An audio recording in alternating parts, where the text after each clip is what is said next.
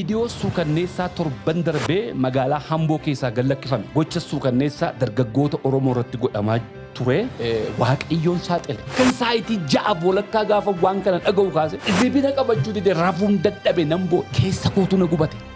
Sirna kana cinaa utuu akka dhaabbannu halkan kanaanis hoogganoota gurguddaatti bilbileen jiru waan kanan bulfadha jedhe irribi eessaa na qabata.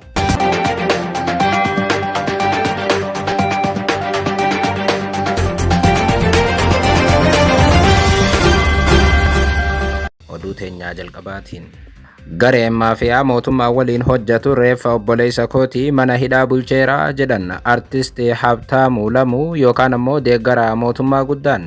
Habtaamuu Lamuu taatee tibbana garee maafiyaatiin raawwatame irratti yaada laateen dabni cimaan Ambootti raawwatamu dhugaa lafa jirudha jedhan. Viidiyoolee Jawaar Mahammad baase irratti ragaa yoo bahan iccitiiwwan hedduus baaseeraa bal'inaan dhageessu. Oduu biraatiin waliigalteen dhukaasa dhaabuu Ameerikaaf Iraan boru yeroo xumuramu Iraan waraana itti fufuudhaaf dhaadatte ta'us ammoo mariifillee ammas haala jiru madaalaa jirraa jetteetti Iraan. Waliigaltee dhukaasa dhaabuu boru xumuramuuf mariidhaaf qophiiwwan godhamaniif gama Iraanii ammallee callisa filatame bal'inaan dhageessu. Oduu biraatiin waraanni biraa guddaan naannoo Tigraay keessatti dhalachuu mala jechuudhaan lammiileen Itoophiyaa naannoo Tigraay jiran yaaddoo guddaa keessa jiru jedhame. Gareen of tuultu TPLF ammas mana maree naannoo Tigraay waraana dura turetti deebi'uudhaaf murteessuu booda ture yaaddoon kun kan ammaate. Waraana naannoo Tigraayitti ammas sodaatame gabaasa guutuu qabna. Oduu teenyaa xumuraatiin immoo garee Rapid Support Forces keessatti wal dhibdee cimaa uumame hordofee ajajaa olaanaan garee kana waraana mootummaatti harka kennachuun himame. Jeneraal Abdul Fattah al-Burhaan ajajaa olaanaa loltoota finciltoota Suudaan Rapid Support Forces ganan simachuu mirkaneessaniiru. Wal dhibdee Rapid Support Forces bal'inaan dhageessuu akkam jirtu daawwattootaaf hordoftoota Anolee Global Media oduu odeeffannoo teenya guyyaa irraa tokko jennee jalqabneeti jirra. Odeeffannoo teenya ijoo isaa madhageessan guutuu isaa isin biraan geenya. Haga xumura sagantaa teenyaatti dhaggeeffachuun yaada qabdan gara koomentiitiin nuuf barreessaa. Viidiyoon teenya namoota hedduu bira akka dhaqqabduuf immoo like, share, subscribe godhuun dagatinaa isiniin jenna. Kallattumaaniin gara gabaasa bal'aattiin isin qajeelcha. Oduu teenyaa jalqabaatiin gareen maafiyaa mootummaa waliin hojjetu reeffa obboleessa kootii mana hidhaa bulcheeraa jedhan artist Habtaamuu Lamuu yookaan ammoo deeggaraa guddaan mootummaa. Taatee tibbana garee maafiyaatiin raawwatame irratti yaada laateen dabni cimaan Ambootti raawwatamu dhugaa lafa jirudha jedhan. Viidiyoolee Jawaar Mahammad baasan irratti ragaa yoo ba'aniin Habtaamuun akkuma yaadatamuu fi hedduun keessan beektan tibbana garee maafiyaa 120 jedhamu ijaaramtee uummata dararaaf ajjeesaa turuun gabaafamaa ture. Jawaar gareen kun qaamota mootummaatiin akka ijaaraman kan hime yoo ta'u mootummaa waan kana keessa harka akka hin qabne ibseera. Kanaanis namoota gareedhaan ijaaramaniif garee maafiyaa ta'an kana mootummaan to'achaa jiraachuu beeksise. Taatee kanaan wal qabatee rogeessi miidiyaa fi akkasumas ammoo artist Habtaamuu Lamuu ganama irraa gama YouTube isaatiin yaada kennaniin dhuguma magaalaa Ambootiif kutaalee Oromiyaa hedduu keessatti qondaaltonni mootummaalleen gocha kana uummata irratti akka raawwatan ragaa beera. Habtaamuun garee maafiyaatiin gochoota raawwataman kan Jawaar viidiyoodhaan maxxanse dhugaa ta'uu ibsanii wayita gochi kun raawwatamu osoo hin taane ani sana duraan qaamota nageenyaa magaalaa Amboorraa abdii kutadhe jedhan. Dhugaan jiru kantiibaan magaalaa Ambootiif gaggeessitoonni siviilii haga gochi kun hundi uummata irratti raawwatamu eessa jiran maal dalagu gaafatamu qabu jedhan Habtaamuu Lamuu immoo gocha amma raawwatame kanaan pirezidaantiin naannoo Oromiyaa obbo Shimallis Abdiisaa gammadoo akka hin taane, Abiyyi Ahmadilleen gammadoo akka hin taane fi Fiild Maarshaal Biraanuu Juulaa gammadoo akka hin taane nan beekaa jedhan. Habtaamuun gocha kanaan wal qabatee Abiyyi Ahmad gammadoo akka hin taane nan beekaa jedhus Abiyyi Ahmad gocha kana bara 2015 irraa jalqabee akka beeku ibsamee ture. Jawaar Mahammad dhimma kana irratti qorannoon gaggeeffame. Qorannoon kun Abiyyi bira ga'us Abiyyi dhimmicha kaasuu hin feene gareelee gocha sana raawwatan irratti tarkaanfii fudhachuu hin feene jechuun inumaa faallaa kana namoota qorannoo gaggeessan Abiyyi Ahmad ajajee akka ajjeese Jawaar kaleessa ture kan maxxanse. Ta'us ammoo Habtaamuun gama isaatiin Abiyyi Ahmad gocha kanaan gammadoo akka hin taane ibsee gocha kana mootummaan tarkaanfii akka fudhatu gaafachaa jira. Warri mootummaa kanarratti uummata kakaasuu fedhan qondaaltonni mootummaa keessa taa'uudhaan gocha sana raawwatan guyyaa guyyaan akka hiriirmaa mootummaa nyaatan ni jiru jechuun cimsee dubbata. Habtaamuu Lamuu gara ijoo dubbii isaatti yoo deeman taateen magaalaa Ambootti uummata irra gahaa jiru kun anarraas gaheeraa jechuun taatee isa irratti ji'a tokko dura raawwatame akkanaan dubbatan.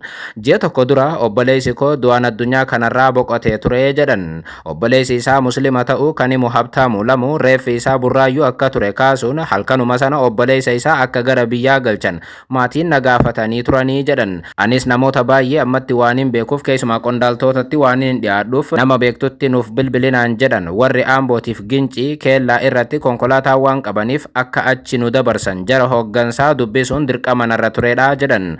Sana booda kallattiidhaan kantiibaa magaalaa Ambootiif bilbileen ture kan jedhan Habtaamuun kantiibaan sagantaa irra waan tureef bilbila kaasuu hin dandeenye achiinis hoogganaa poolisii Ambootiif bilbileen ture jechuun waan ture yaadachiisan. Yeroos hoogganaa poolisii argadhee maqaa koo itti himee na baruudhaaf fedhii hin qabu ture kan jedhu Habtaamuun dirqiidhaan boodarra akka isa yaadate kaasa. Hoogganaan poolisii kun sana booda na beeknaan anis akkanatti obboleessi koo narraa boqote halkanuma kana galchina naan jedhanii akka keellaa irratti hin qabne akka nu gargaartaniin isin gaafadha jedheen hoogganaa poolisii magaalaa Amboo gaafadhee jedha Habtaamuu Lamuu. Isaanis deebisanii yookaan qondaalli poolisii kunis deebisanii waraqaan hospitaalaa jiraannaan rakkoo hin qabu reeffa ni dabarsinaa naan jedhanii turanii anis gammadeen bilbila cufee obboleessa koo fuudhanii maatiin gara biyyaatti deemanii jedhan.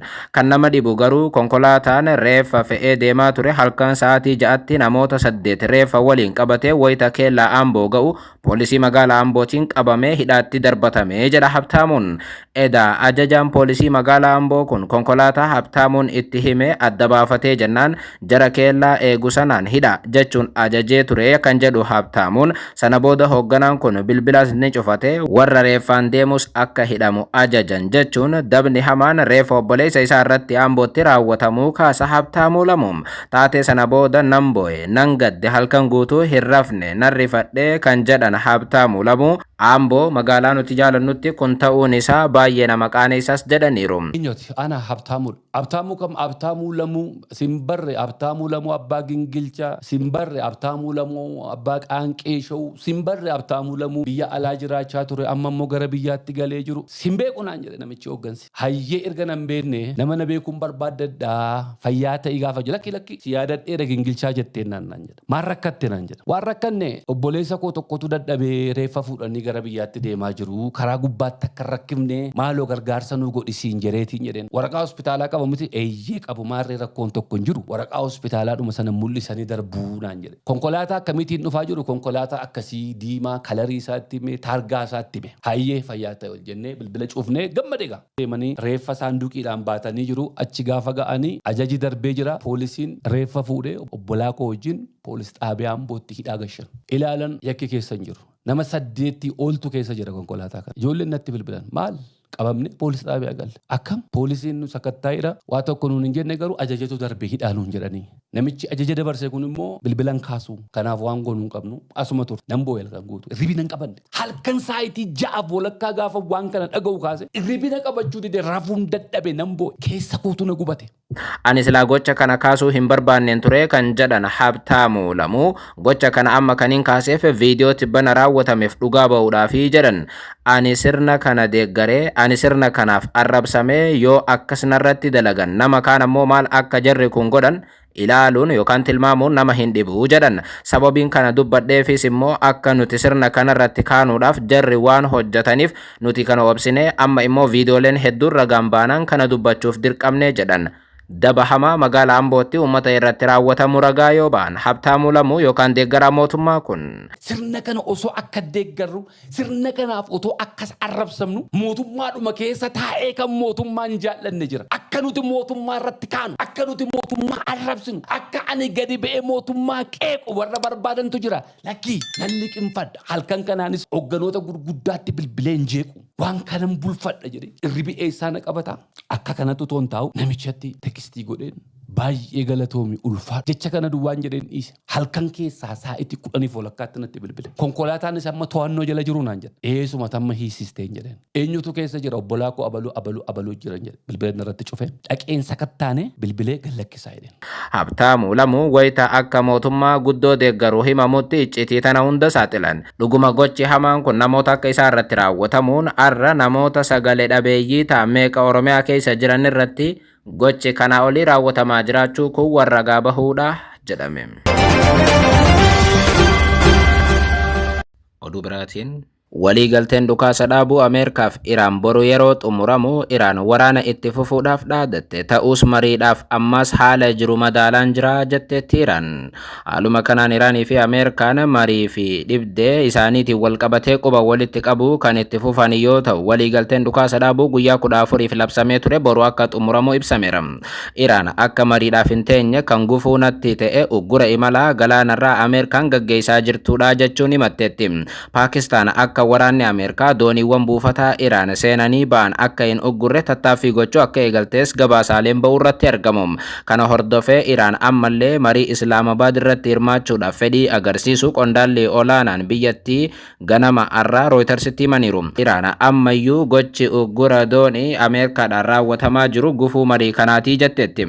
Ministeerri haajaa alaa Iraan Abbaas Araghchi Ameerikaan jalqabarraa waliigaltee dhukaasa dhaabuu sarbuudhaan adeemsi dippiloomaasii akka gufatuuf sababa ijoo ta'aa jirti jedhan. Abbaas Araghchi gita isaanii kan Paakistaan Ishaaq Dar waliin wayita bilbilaan marii gaggeessan haalota jiran hundayyuu xiyyeeffannaadhaan madaalaa jiraachuutii fi ammallee waa'ee marii kanaa irratti murtoo dhumaarraa akka hin geenye ibsaniiru.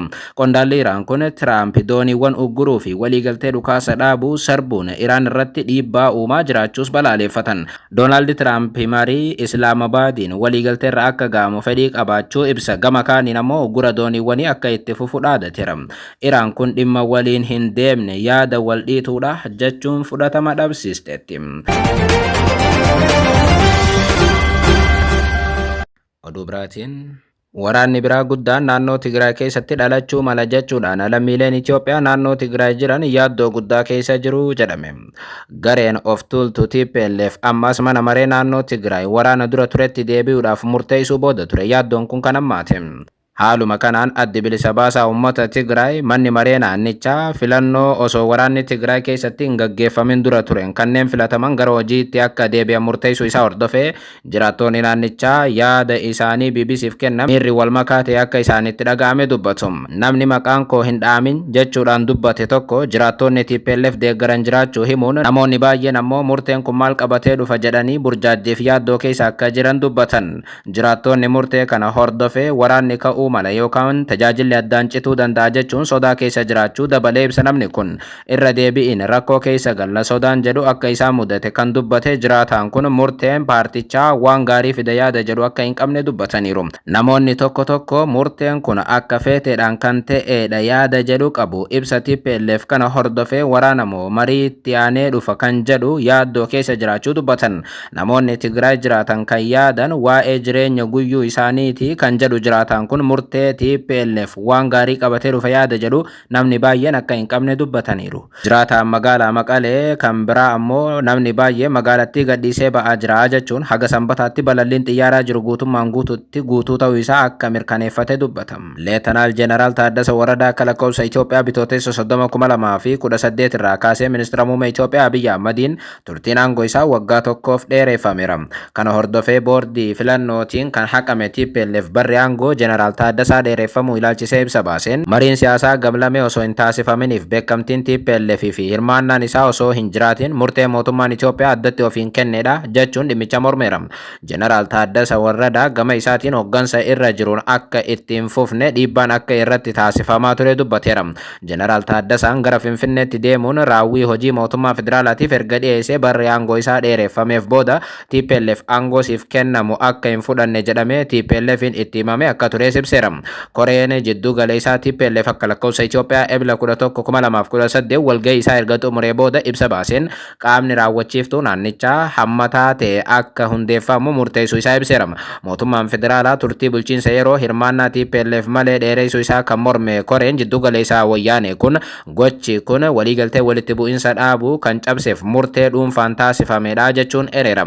Ibsi TPLF baase kan yeroo isaa eeggateedha kan jedhu jiraataan biraa ammoo tarkaanfii fi paartichaa kun hawaasicha ni fayyada jechuudhaan murtee kana deeggareera. Bulchiinsi yeroo kun yeroodhaaf ta'uun bara lakkoofsisaa turuu isaarra murteen paartichaa uummataaf haqaa fi bilisummaa karaa ittiin argamsiisu akka uumu dabalee ibseera. Baqattoonni qe'ee isaaniitti akka deebi'aniif murtee taasifamedha kan jedhu jiraataan kun naannichaaf furmaata akka fidu amantaa qabu dubbatama. Baajanni deeggarsaa gara naannoo Tigraayitti ergamu addaan citu kan TPLF walumaa galatti Tigraay irratti dhorkaa fi marsuun taasifameera. Meeshaa waraanaatiif humna makaanaayizidii gara Tigraayitti siqsuun irra deebiin waraana banuudhaaf qophaa'aa jira jechuun mootummaa federaalaa himatee ture. Pirezidaantiin bulchiinsa yeroo duraanii naannichaatiif gorsaan dhimmoota Afrikaa ba'aa ministeera muummee Abiyyi Ahmad obbo Geetaachoo Raddaa gama isaaniitiin TPLF murtee isaa kanaan tarkaanfii waliigaltee Piriitooriyaa diiguu fudhateera jechuun mormeera. Obbo Geetaachoo Raddaa murteen koreen jiddu galeessaa TPLF bulchiinsa yeroo naannichaa diiguudhaaf fudhate tarkaanfii balaafamaadha jechuun balaaleffatan. Geetaachoo Raddaa qofa otoo hin taane qondaalli paartii Simirrii kan biraa Kindayaa Gabrahiwat murtee wayyaanee kun murtee naannoo Tigraay gara waraanaatti deebisuuti jechuun mormaniiru. TPLF gama isaatiin ammatti naannoo Tigraay bulchiinsa yeroo waan jedhamu diigee pirezidaantii naannoo Tigraay gochuudhaaf Dabratsiyoon Gabra Mikaa'el filachuu irratti argama.